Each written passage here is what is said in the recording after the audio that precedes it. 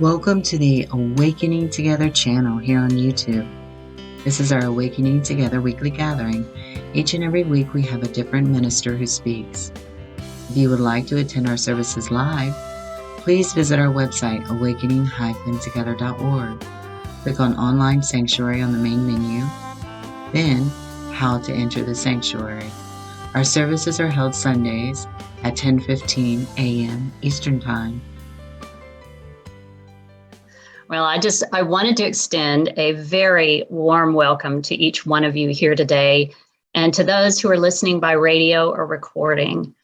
For those of you who do not know me, my name is Susan Bacon, and I am a member and an ordained minister of Awakening Together. And we are just so delighted that you are here. For those of you who are here maybe for the first time, we're especially happy you're with us. Our gathering begins each week with an opening song and then the statement of our purpose. It's followed by a few announcements before the inspirational teaching actually begins. I'd like to begin with our Awakening Together statement of purpose. We are an assembly of equals, joined in common purpose, awakening to one true self. Within an appearance of many faiths, many cultures, and many symbols, we seek to discern one truth and to rest in its embrace. And the core value from our 5 core values that I chose that seemed to reflect best for the teaching that I'll be presenting, I chose 3, core value number 3.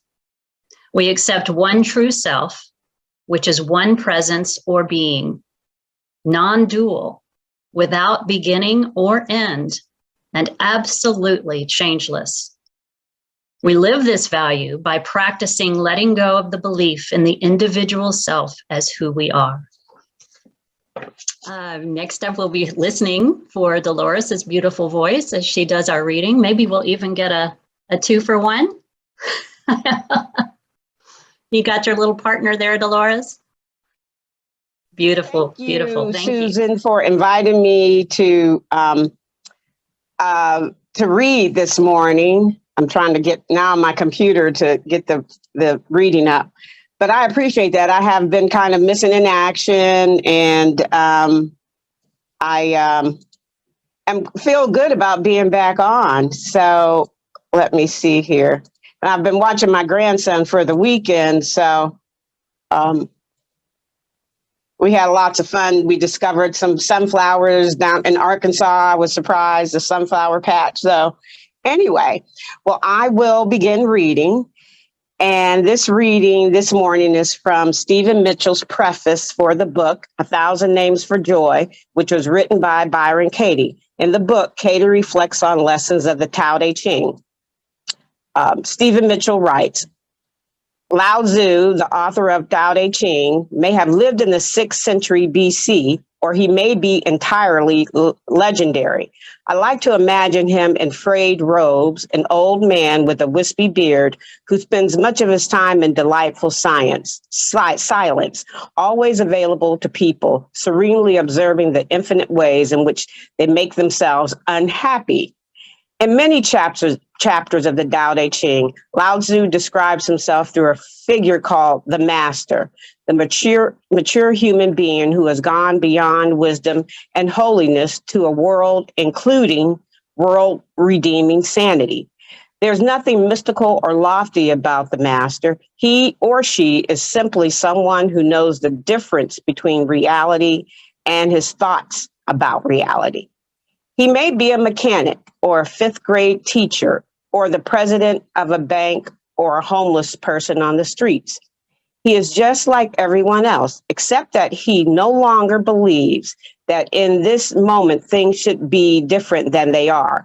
Therefore, in all circumstances, he remains at ease in the world, happy and is efficient without the slightest effort, keeps his lightness of heart whatever happens, and without intending to, acts with kindness toward himself and everyone else.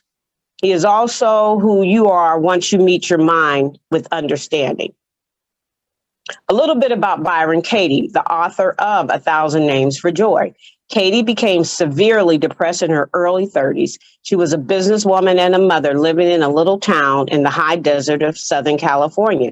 And for almost a decade, she spiraled into paranoia, rage, self-loathing, and constant thoughts of suicide. For the last 2 years, she was often unable to leave her bedroom. Then one morning in February 1986, out of nowhere, she experienced a life-changing realization. In the Buddhist and Hindu traditions, there are various names for an experience like this. Katie calls it waking up to reality. In that instant of no time, she says, I discovered that when I believed my thoughts, I suffered, but that when I didn't believe them, I didn't suffer. And that this is true for every human being. Freedom is as simple as that. I found that suffering is optional. I found the joy within me that has never disappeared, not for a single moment. Such happiness is in everyone always. Katie doesn't know much about spiritual classics. In fact, before we met, she had never even heard of the Tao Te Ching, but she does know about happiness and serenity. And she knows about the mind, how it can make us miserable, how we can use it to get free. So from one point of view, Lao Tzu is a colleague and someone who has the same job, someone to have a conversation with. Never mind that he's dead. And she also knows that we all have this within us, the expression of the same fundamental realizations as Lao Tzu, in many ways, under many circumstances. When I first met Katie, she had read nothing. She knew nothing about Buddhism or Taoism or any other spiritual tradition. She just had her own experience to refer to. The most wonderful insights would pop out of her mouth, sometimes straight from a sutra or Upanishad, without any awareness on her part that anyone had ever said them before. When we first began talking about the text of the Tao Te Ching, Katie asked me what Tao means. I told her that literally it means the way, and that it's a word of ultimate reality, or in her own terms, the way of it, what is. She was delighted, but she said, for me, reality is not an ultimate. It's simple. There's nothing behind it or above it. It's whatever is in front of you, whatever is happening. When you argue with it, you lose. It hurts not to be a lover of what is. I have known the Tao Te Ching since 1973. I respect it as much as any book in the world. I owe it a great deal, and I know its power. It's wonderful to discover that there is such a thing as a manual on the art of living, a book this wise and this practical. But it is one thing to read about going along with the way things are, or even to understand what that means, and quite another to actually live it. Even the wisest of books can't give us their wisdom. After we have read the profound insights and nodded our heads, stop trying to control, be completely present, see the world as yourself, let go, have faith in the way things are, the way things are. The central question remains, how? How can we learn to do that? No one knows how to let go, but anyone can learn exactly how to question a stressful thought. When you're feeling upset, for example, and it seems impossible to let go of that feeling, you can question the thoughts that say, I'm not safe. I can't do this. She shouldn't have left me. I'm too fat. I need money. Life is unfair. After questioning, you can ever be the same. You can't ever be the same. You may end up doing something or doing something, but however life unfolds, you'll be coming from a place of greater confidence and peace. And eventually, wait a minute, honey. And eventually, once your mind becomes clear, life begins to live itself through you effortlessly and with the happiness and kindness that Lao Tzu points us toward. Though reality is unnameable, Katie says there are 1,000 names for joy because nothing is separate, and happiness, love, joy, deep down is what we truly are. This is profound, embodied, lighthearted wisdom that is not theoretical. It is absolute and vividly authentic. Thank you for allowing me to participate. And thank you, Deloris. And thank you to your grandson, too, because I cannot imagine a better demonstration of happiness than what we just heard and watched through the two of you. Thank you both for such a wonderful reading. I wanted to offer an invocation of sorts before we began the actual talk. And I've gathered a few quotes that were inspiring to me as this talk unfolded. And I trust they'll speak to you too. So center together with me as we just listen to a few quotes that are really, really powerful to me and to you, to us. The first is from the beloved Thich Nhat Hanh. The moment when you sit down and begin to breathe in, calming your mind and your body, peace and happiness have already become a reality. That kind of breathing is like praying.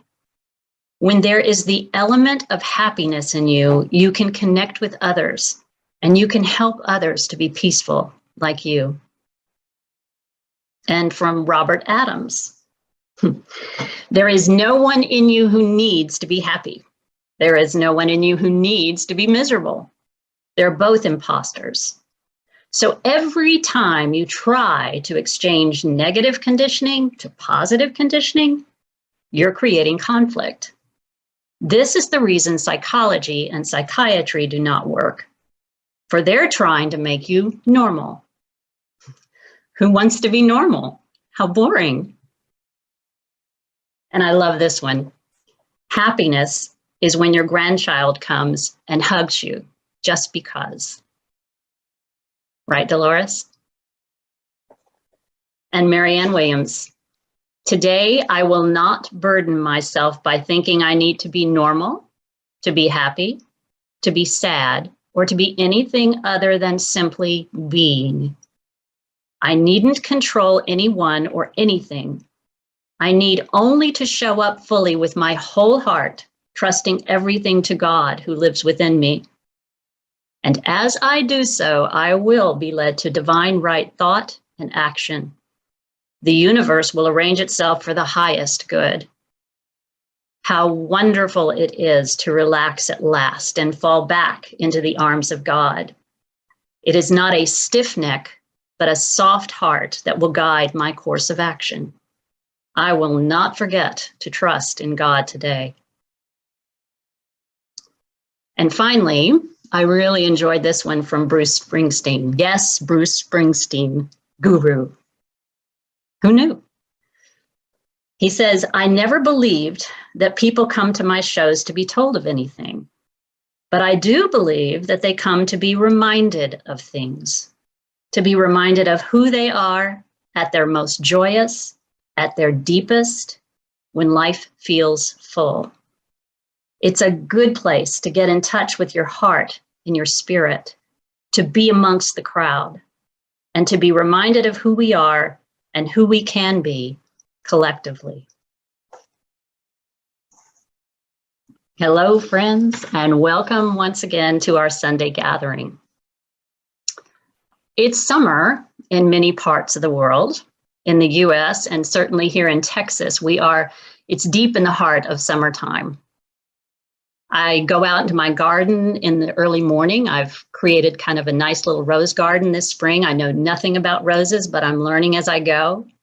And I can see, and you can see in your garden, that flowers are blooming, or in the streets, you can see flowers and shrubs are blooming and swaying.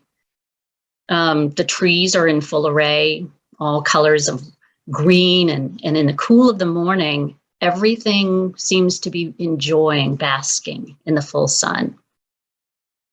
And it's Sunday today, right? A day of rest, I would hope, for most of us, when you can hang out in any way you want for a while. You can be outside, you can feel the warm air, lie in a hammock, take a hike, be in nature, or just watch it all. Just stay inside and breathe some of the peace of today in. Just relax into whatever this is for you. And you're happy, right? For no reason at all. You're inside or you're outside relaxing. There doesn't need to be a reason to be happy, does there? You're just hanging out in the sun or in the shade or next to the fan or the air conditioning. You're just happy. You're at peace. You're happy, content. Life feels wonderful. And it's wonderful to relax at last. When you're smiling, the whole world smiles with you, right? There's no reason to be happy. You're just happy. You think there's a reason.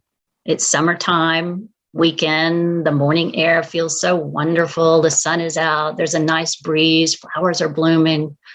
Little birds chirping, flying, singing everywhere. It's beautiful. And so appreciating this beauty, you can just relax. You don't have to want anything to be different than it is. That's why you're happy. Because you don't want anything to be different than the way it is. It's perfect.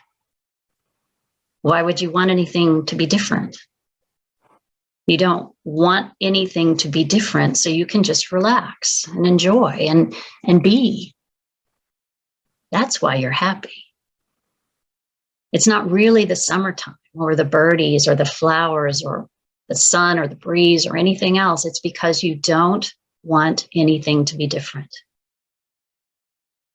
You can just be. You can relax and just be. That's why you're happy. And when you're not happy, if you're not happy right now, it's because you want something to be different than it is, right? When you're on social media or just taken in by the news on TV, there are a lot of things to get lost in, a lot of comments and posts and situations and stories being reported in this world that are coming from people wanting things to be different.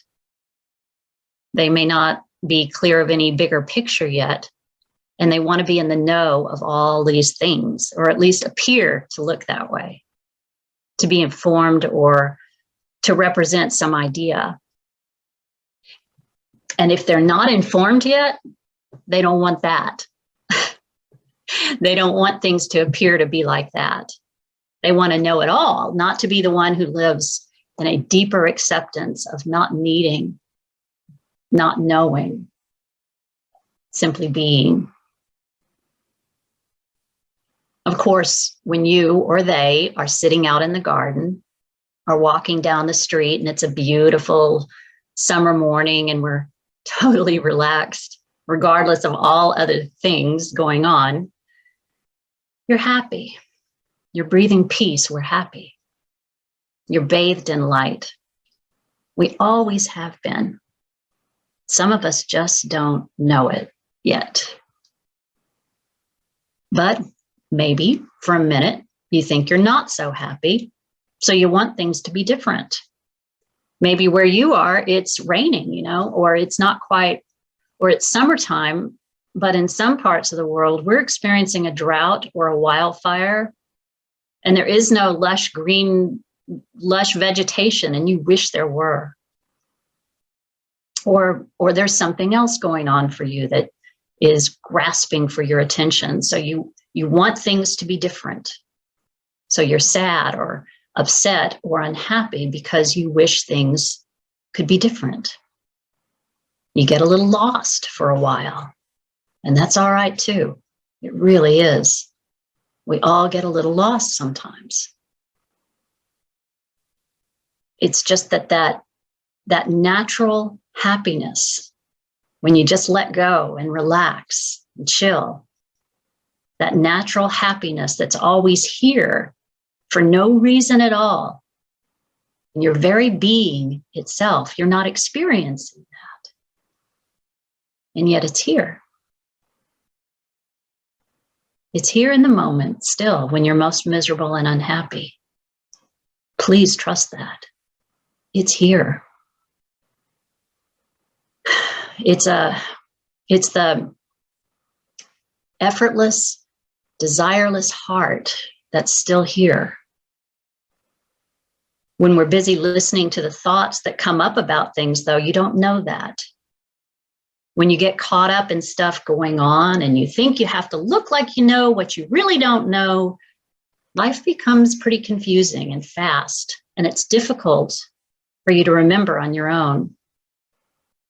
Because your persona wants things to be different. Your mind is taken over. You're listening to the mind. It says things shouldn't be like this. There shouldn't be climate change. There shouldn't be wildfires. There shouldn't be the political and economic upheaval and hopelessness and insanity that we seem to witness every single day. People should treat each other well instead of cruelly. There shouldn't be a war. And so we're upset because we want things so badly to be different than the way they are, than our mind tells us that they are. They should be different than this. We get lost. And so we can't be happy when we're thinking that way. We can't be. We can't be when we want things to be different than the way they are. And that difference is completely in our mind, because the truth is we don't know how things are. Now, not knowing is all right. Realizing that we do not know how things are, well, it's a recurring lesson in our human experience. And it's also a core teaching in A Course in Miracles. We don't know what anything means. The truth is we don't know what a war is. We don't know what corruption is. We don't know what climate change is. We don't know what tomorrow brings for ourselves or our world or our loved ones. We don't really know. We think we do. We have all the facts and the evidence and knowledge and thoughts that tell us what it all is, but we don't know anything. And things still constantly happen to us, around us, unexpectedly in life. Good things, not so good things. And when we stand by and simply watch, accept what is aware of these things, just watch all our thoughts and judgments about stuff rise and fall away. We don't get so lost in the things themselves, do we? They too pass. Things always do. Maybe we also discover, in not wanting anything to be different than it is, that none of this is really happening so much to us and our story or our being. I mean, what do we know? We don't know what a tree is. We don't know what this mystery of a body is. We don't know what we are. We don't know what the world is. All that we think we know is just the jumbled illusion of thought. See, in the beauty of appreciating a summer morning, when we're only noticing the little birdies and the butterflies and flowers blooming, when we're just relaxed in it all, just present. It's not our mind. It's not our thoughts that are making us happy. We're just not listening to them. It's that simple. The secret to our natural happiness is that we're not objecting to anything that's here.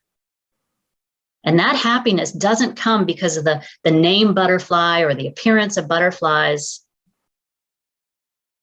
It comes because it's our total natural state. Happiness is always here, just being. We are always happy when we're simply being. When the mind interferes, we're not so happy. We suddenly want things to be different.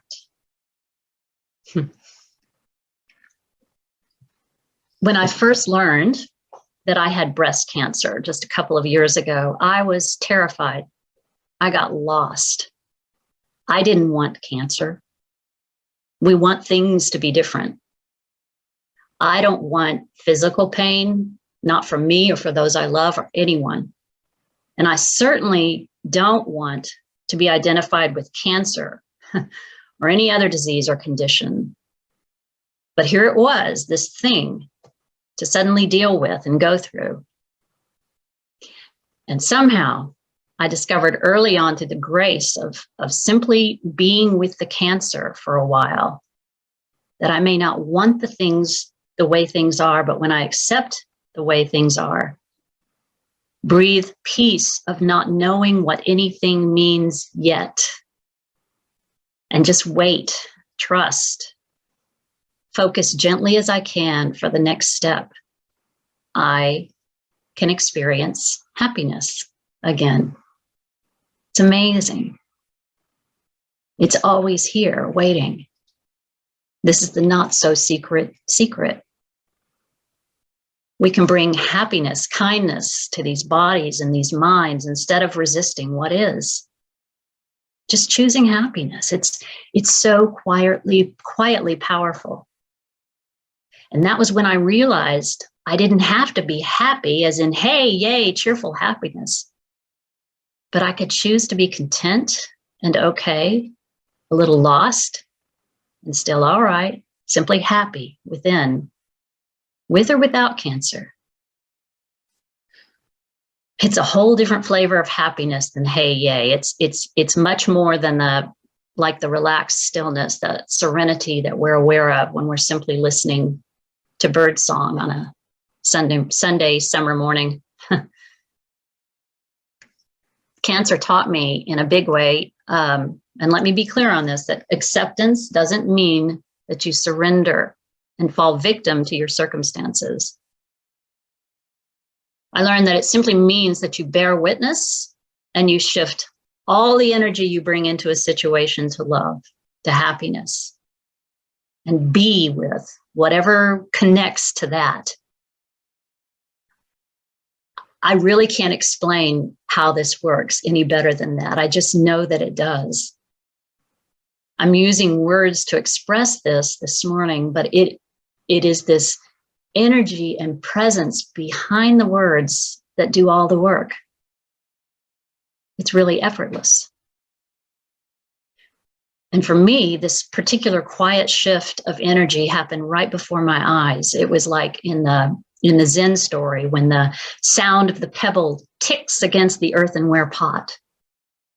And I was suddenly recognizing this well-being, I felt and heard the tick, and I watched this shift, amazed. And I'm still watching the shift. It's always here. Awakening together and being in this community, connecting amongst the crowds, has also taught me we are not victims on this earth, friends. Embracing this wholeheartedly, this is happy news. This is both the hey, yay kind of good news, as well as the everything's okay type of news. So Teresa of Avila, who is a saint and such a hero of mine, she is a great example of not being swayed by thought, not being a victim of any circumstance, but letting life be and unfold in happiness as it is. Teresa, she was born into a Jewish family in Spain during the Spanish Inquisition. So then and there weren't many choices. You could either convert to Catholicism or be killed, or you could also get kicked out of the country destitute. So her family converted, and she was entered into a nunnery. And she had all this stuff going on, and she was like, okay, how can I make the best out of this situation, And she did. She became this very powerful abbess in a nunnery, and she was really interested in, serving and helping people. And she didn't really have an awakening, or what you might call an awakening, until she was 40, which is pretty late. People didn't live very long in the 16th century. So she had this awakening where she had this union with the divine, and she was now privy to a lot of truth, which of course now liberated her even more from all of the church dogma that she was schooled in at the time. And one of the things she said, and she was very clear about, and this is a quote from her: If you want to make progress on the path and ascend to the places you have longed for, the important thing is not to think much, but to love much. And so to do whatever best awakens you to love. This is true happiness, not thinking much, but loving much. Whatever best awakens you to love. And Teresa taught, and this was blasphemous at the time, maybe even still today in some circles, that God resides within each and every one of us at the center of our heart. She called it the interior castle, the diamond at the center of the heart. So that's what we're turning to in simply relaxing into happiness, the center of our heart, the natural inner self. That's what we're identifying with. That's the happiness of which we speak today. We're turning toward the center of our heart that desires nothing. It's the happiness. It's the divine spirit, Father, Mother, God, Source, Creator, that resides within us. And every time we turn toward it, every time we acknowledge it, it grows, it gets brighter, and that becomes more and more of our identification. Have you ever experienced that? Isn't that the most amazing truth? The vibration is so light. In 2006, I bought my last new car. It's kind of a family joke how I get attached to a car and I never want to let it go. But 16 years was getting pretty close to my all-time record, and my little car was wearing out in a few places. It started needing more and more repairs, and it wasn't running right. And I started thinking about, here we go, and then wanting, and then researching a new car. I had this idea of a new car. And I kept seeing ads and other people had it, and I want this new car, and more, I need this new car. So guess what? I finally got this car just a couple of weeks ago. And every day I go out to the garage and I sit out there in this new car.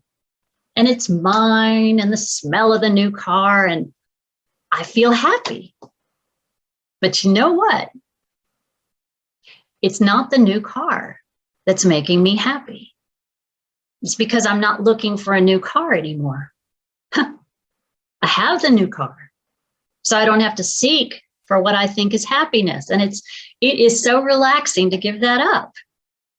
I'm not looking for anything to be different. I'm so happy.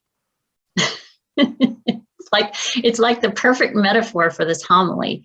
You're not looking for anything to be different anymore. So the relaxation, it just drives the day.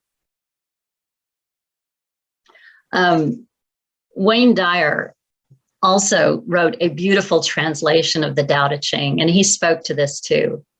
He writes, a person in the Tao sees the world quite differently, knowing that inner peace is power. Less effort is actually easier. Work gets done when you lighten up internally and let yourself be moved along by the ceaseless Tao, rather than by setting goals or meeting standards set by others or yourself. Allow the Tao and see the purity and clarity that originates from this vantage point. The outward appearance of anyone or anything may appear tarnished, but a Tao view will remind you that essential goodness is always there. It's hidden and nameless, though, so don't be obsessed with finding and labeling it. See, that's the difference. That's the secret of happiness. Being in full presence with whatever is happening, not wanting anything to be different than it is. Trusting, like Teresa of Avila, that you need only to show up with your whole heart. This is why you don't really need the new car to be happy. Essential goodness is always there. You can simply be conscious and be with that. Simply be that goodness. That's all. And you already are. Being is effortless. There's no effort in being. Being just has a wonderful way of propelling you along. It's not even you as a separate person being. Being is being. Being is. That's all. It's that state of isness. It's I amness. You don't even need to think about it to be happy. You are. And that's why when you have the new car or the old one, you're happy. When something like cancer happens, you're still happy because we are living centered within well-being.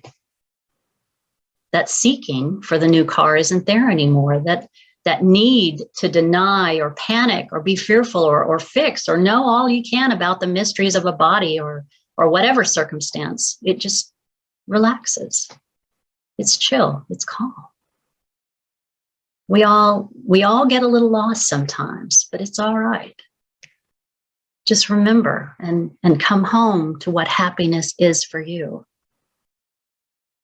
Happiness is not something you get a hold of. It's not elusive. It's within. It's already here, shining bright, always. And if you're not feeling happy, not feeling happiness, it's okay. The mind is simply interfering with your experience of presence, of relaxed, clear presence. That's all. So may you be reminded as you practice and as you go of who you truly are and let this light sink in. May whatever comes up for you in any experience sustain you and draw you to reach in a little deeper to your heart center and vibrate that energy within you as you. Being and trusting. There's nothing more real than this. If you're enjoying this beautiful summer morning, if you're enjoying that no matter what, if you're enjoying just hanging out here, enjoying this talk, if you're enjoying what I'm sharing and this experience of being here bright amongst this crowd together, welcome to your heart. Enjoy. Because this is your being. This is you, happiness. This is you, presence. And that's why you're enjoying it, because just for these moments this morning, you've let go of everything else that's in the way. Thank you, friends. Much love and blessing and great happiness and joy of this, of being. And whatever triggers such happiness in you, whether it's a new car, summertime, being in love, whatever it is, that's wonderful. Embrace that. Experience that. But know that it doesn't come from what you think it does. It doesn't come from what triggers relaxation and being. Our happiness doesn't come from any of that. It comes from the being itself. From being itself, which shines within you, always present. When your attention returns to this, returns home to the center of this light, you will know it. From your direct experience of being, you'll know it. I promise. Thank you, friends. Now, Sina is going to queue up a little sunshine for us, as well as a link in the chat that will allow you to donate an offering to Awakening Together, or you may also use the QR code that's in the sanctuary to give us your call to give. We so appreciate all offerings. Now I'll ask you to please relax with me and watch and listen and experience and enjoy whatever happens within you during this next song. Blessings. Thank you. I was trying to unmute. Yolanda, that is awesome. Adam Shapiro is in there, and I assume he was a guest. I must have missed that. And I did not notice he was one of our former Awakening Together guests in the sanctuary during your program. That is so neat. Really, that was from the New York City Community Theater there, and it's just awesome. It just gave me the chills every time I heard it. So yes, the sun is always shining. Yes, yes, yes, yes. Thank you all again for being here. And I'd like to open up for any comments, questions, if you were moved by this or anything that you'd like to add, any stories. I noticed that Lynn has a car that's 14 years old. You can't touch me still. My record's 18 years and it was still running when I traded it in. So what can I say? Anyway, would anyone like to give some reaction or share anything? There we go, Rhoda. Thank you. Speak Susan. It. Oh my goodness. Oh my goodness. First of all, I'm inspired to pick up 1,000 Names for Joy. I think that's the name of the book again. Wow. I don't know that I've ever read the preface, but holy mackerel, was that a gorgeous selection for this amazing message today. I'm just so loving the simplicity of just being with what is as it is, and just appreciate that it's really the simple pointing back to that it's really not about what's happening, that everything that appears to be causing this reaction on the inside really isn't what I'm after. I'm just to be with what is. And I love that, knowing that there are many things in life that this mind would say, heck no, that is not going to be okay. But the example that you share and the open heart with which you share it just points right back to that there really isn't anything that can't be loved exactly as it is. Doesn't mean we won't do something about it. Doesn't mean something won't get changed or action won't happen or that the flow won't move you to do something differently. But it doesn't mean that I have to sit in resistance of, what the mind is constantly, oh no, it can't be like this. So thank you so much, Susan. Just such a beautiful, beautiful, simple, well-pointed, inspired message. Thank you. Well, thank you for those happy and kind words. It's interesting. My method of giving homilies, not that I have a method because this is only my second one, but those of you who know me well know that I don't know, there's something about speaking in the sanctuary that I've always resisted. And so I'm still relying on my writing, which is my gift, in order to speak. So, what was interesting is I would write and write and write, and all of this would come to me. But afterward, I began looking for a reading, and it seemed like everything that is such a simple concept, but there is so much simplicity out there. Everything was affirming what I had written, songs and writings. Rupert Spira wrote an entire book about simple happiness. I didn't know that. I'd never read 1,000 Names for Joy. It just, whatever you put your heart into really does, whatever we try to acknowledge within us or do acknowledge within us really does grow and expand. And that was one of the many lessons I learned. It's, they say when you get out of your comfort zone, that's where the magic happens. So that's where the magic happened for me, was just the affirmation of this simple, simple secret of happiness. Anyone else want to chime in? Cindy has her hand up. Go for it, Cindy. Thank you. So first of all, this is the book that's been sitting by my computer. And the other thing, it was, my heart is wide open. I was playing with a story, have been playing with a story in my relationship with my children, and I just brought it right into your homily, and I'm watching everything, and the heart just burst wide open, because that's the message, right? It's not about hanging out here Sunday morning. And also, I'm leading the gathering in 2 weeks, and I'm on vacation next week. So I gave my reader the title of my gathering and the reading like 2 or 3 days ago, and the title of my gathering in 2 weeks is "It Is As It Is." And the reading is actually from NTI Romans, because that's what it is. I pull it out, Romans, NTI, Romans chapter 14. That's what it says is the secret, is to allow all things to be as it is. So I'm sitting there going, can I do it again in 2 weeks? And then I hear Regina going, repetition, repetition, repetition. And your message is simple and beautiful and, affirming. Thank you. I think I'll live it. Not a girl. That's awesome. That's awesome. Yeah. When you deliver a homily, you read a lot of NTI. I think I've read more from NTI in the last 2 weeks than I have in the last 6 months. So there's another gift that unfolds with life propelling forward. So yeah. Thank you. Anybody else? Ruby.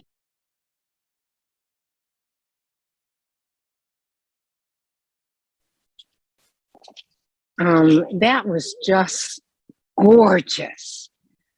And this is ditto to what Rhoda said. The one thing that you started off with the homily was you don't want anything to be different. And you said that several times. And there is something expansive about accepting everything. You took me to another level on accepting everything. It's kind of like you were saying, we don't know what war is or climate change is. We don't know. And that to me is, I don't know if you said this, but what came up for me, I know you probably did, is everything is love. And we don't know what those things are. They are love. And so thank you very much. It was just a beautiful homily, just wonderful. It opened up my heart really bigger, if there's such a word. Thank you. Thank you, Ruby. Open mine too. So tune in again at 5 o'clock Eastern to hear that song again. Thanks, Yolanda. That's going to be fun. So that concludes my version of a Sunday gathering, and I hope all of you are doing well and happy and go out and fill the day with it. Blessings. You've been watching our online gathering. It happens weekly on Sundays at 10:15 a.m. Eastern Time. To join us live in the sanctuary, visit our website, awakening-together.org. You'll want to click on Online Sanctuary in the main menu, and then in the drop-down menu, look for How to Enter the Sanctuary. Right there at the top of the page is a clickable link. We'd love to see you in the sanctuary and join with you in fellowship. Thank you again for watching. Also, please know that if you'd like to stay connected via the Awakening Together channel here on YouTube, you can subscribe and hit the bell for more notifications. We hope to see you in the sanctuary.